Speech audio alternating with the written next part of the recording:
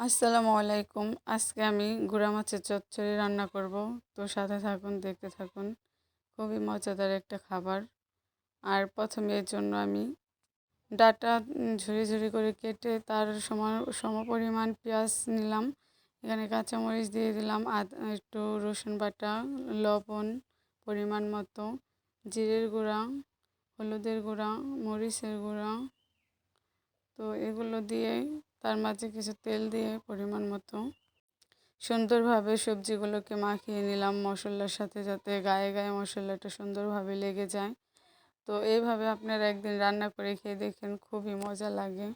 আমরা যত ছোট মাছ হোক, আমরা এইভাবে ছোট মানে হাতে মাখিয়ে রান্না করে থাকি।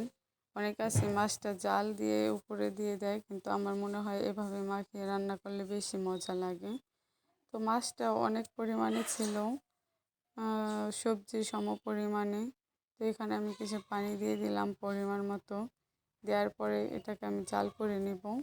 এই তো আমার সবজিটা পানিটা কিছুটা কমে আসছে, কালারটাও মাশাআল্লাহ সুন্দর আসছে, স্মেলটাও দারুণ বের হইতেছে। তো মাখিয়ে এভাবে রান্না করলে আমার কাছে খুবই মজা লাগে। এখন পানিটাও শুকিয়ে গেছে, আমি এইভাবেই একটু আঠা আঠা রাখবো।